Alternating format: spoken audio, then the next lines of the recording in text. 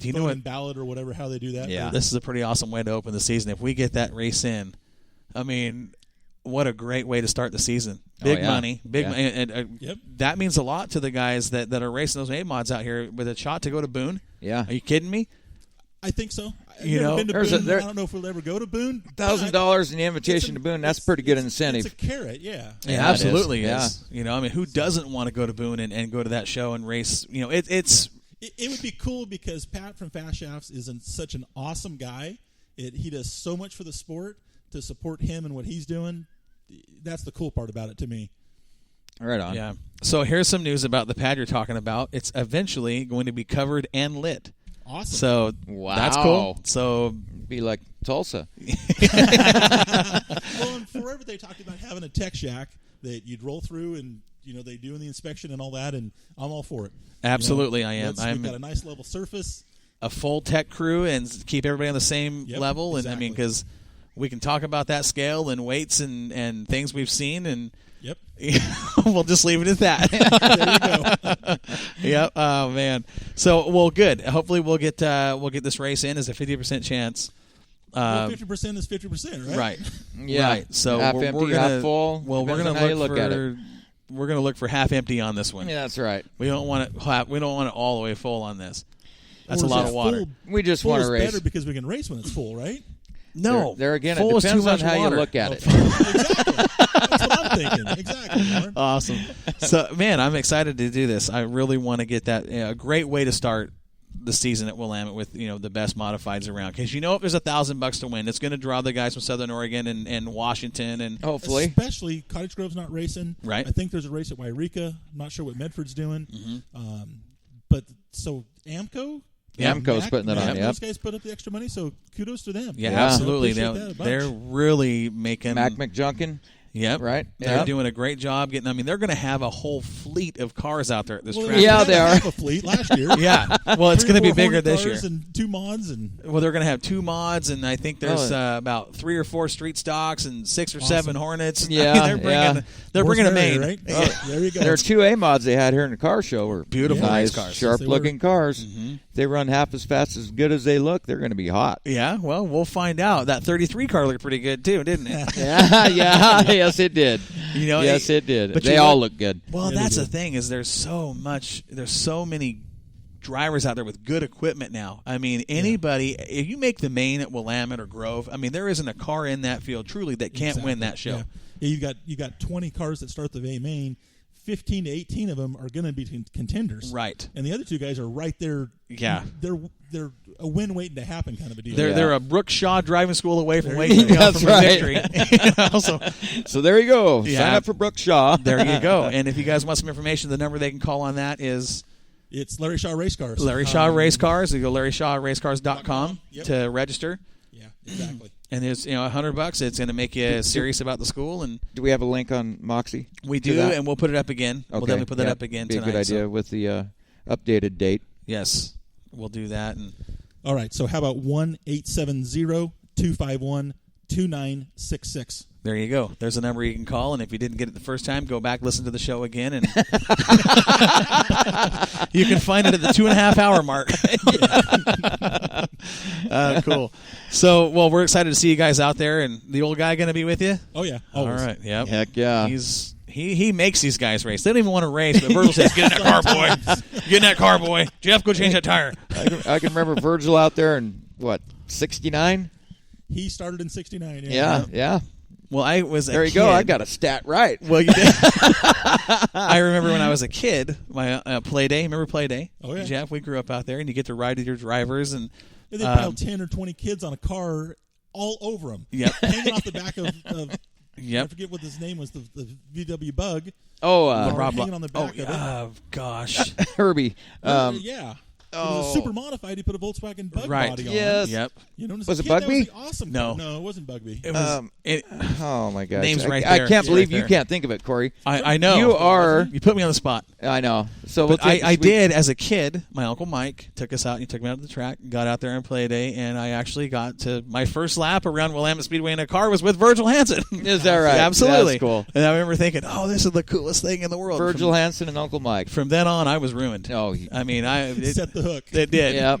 it just destroyed me. So in a good way. Yeah, absolutely, good thing. So yeah, it was kind of cool. I can say I rode with your dad around Willamette, and I was about 5-6 years old.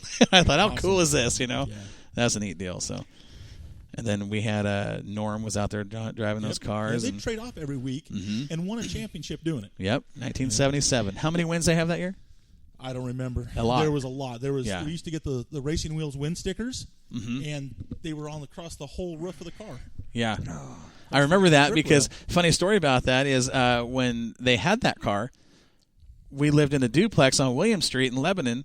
And the other half of that duplex was Norm. Okay. So I'd wake up. Duplex. Yeah, I remember. I'd wake up on Sunday morning and I'd look out the window and there's that 42 car sitting on the trailer. I'm thinking, oh, that thing's so cool.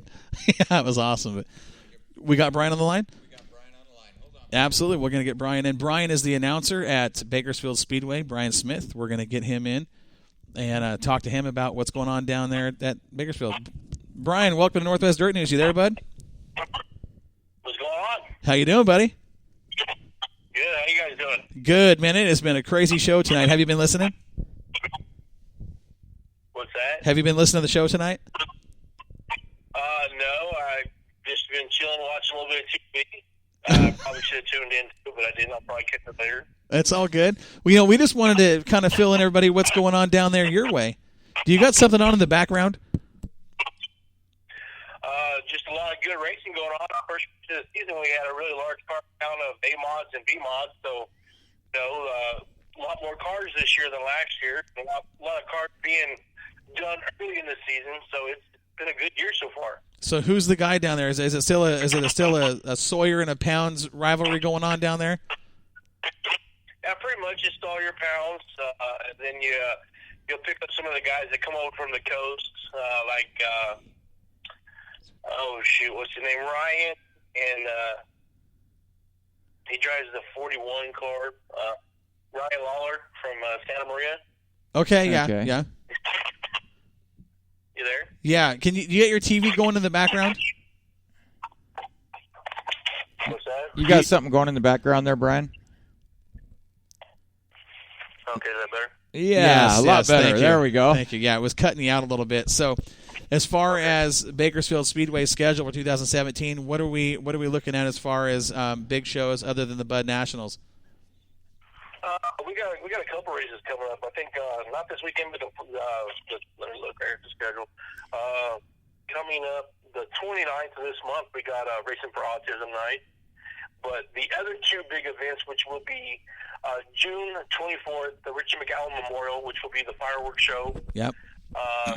And that's going to be one of the all-star mod races for the series that night.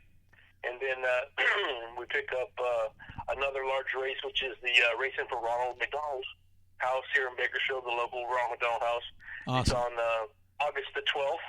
And then we pick up Racing for Wishes in September the 23rd, which is another big race.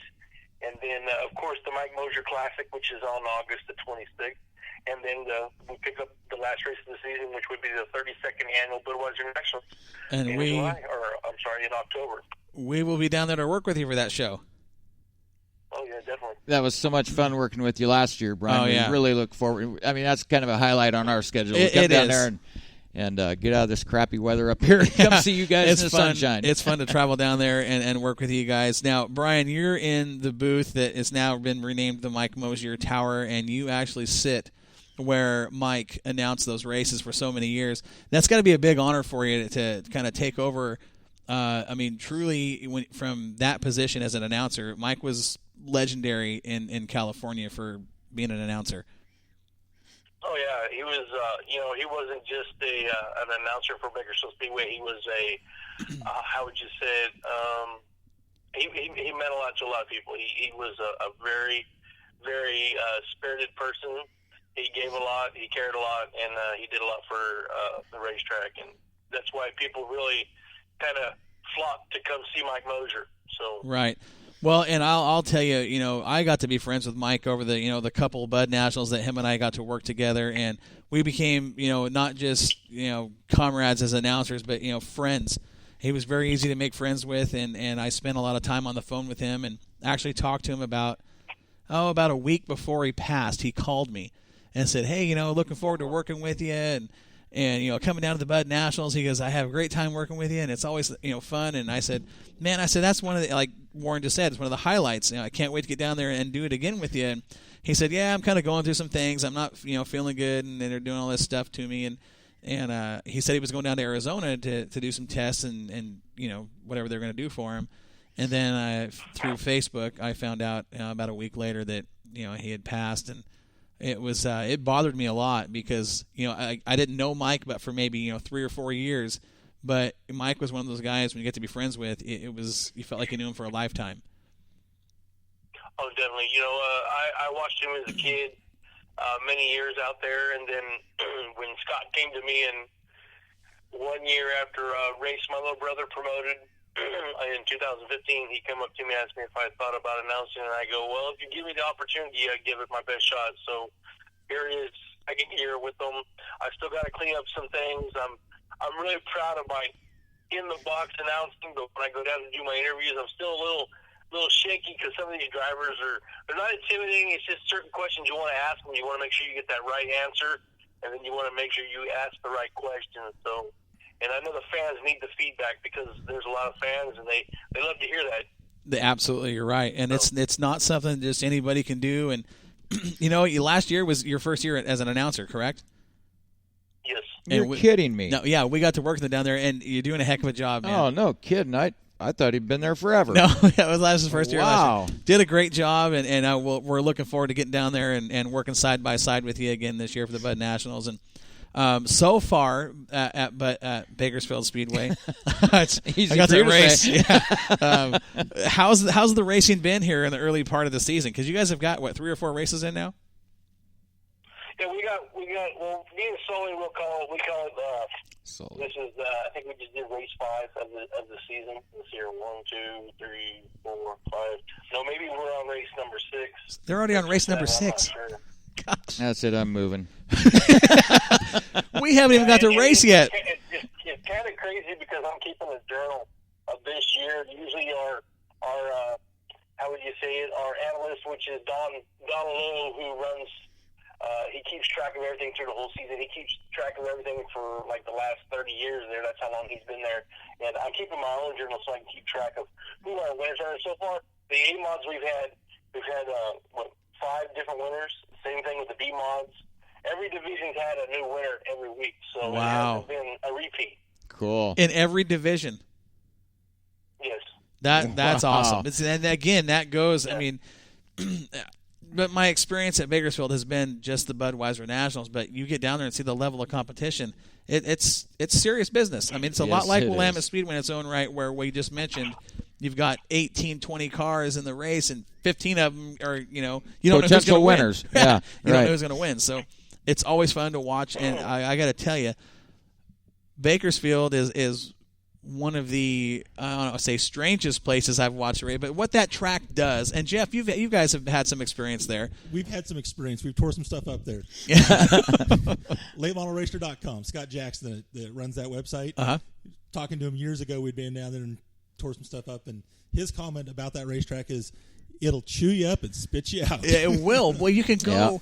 You can go to the Budweiser Nationals, and on night 1, you get this track that is just locked down, wicked fast, track record times, and everybody's fast. And then you come out the next day, and the track is completely 180 out. It's super slick. I mean, super slick, where it looks like it's wet almost, like wet asphalt. Turns black. Have you guys seen some of that already this year, Brian, with the weather conditions you guys have had down there? As far as slicking up, yeah. What do you mean? Are you guys? Is it already going slick for you guys? What it was last weekend because we had the USAC 410 sprint. But other than that, it's been pretty greasy because of the weather, a lot of the rain that we got down here, and it was raining yesterday all day. So this weekend should be a pretty good racetrack, But other than that. No. The late model showed up, but the class has kind of declined in car count, so it wasn't really hurting too bad that night either because of the car count. So it's one of those. That track is just so crazy just to watch how it changes, and like Jeff, we've talked about it a couple of times. You've seen it night 1, night 2, or